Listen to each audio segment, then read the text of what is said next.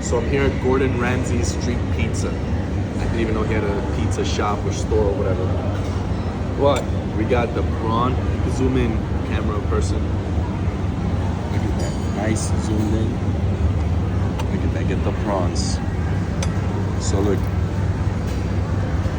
Let's check it. All right. Let's see. Wait. You gotta fold it. It's pretty nice. Pretty toasty. Let's see.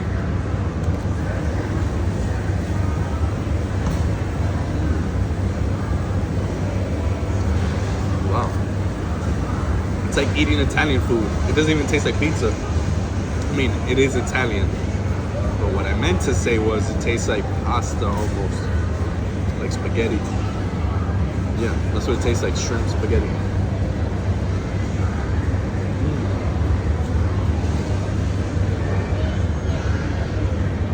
It's really good. It's crunchy. The flavors, I feel like I'm eating grandma's prawn spaghetti special. Anyway, it's really good. I'll give this a 4.5 out of 5.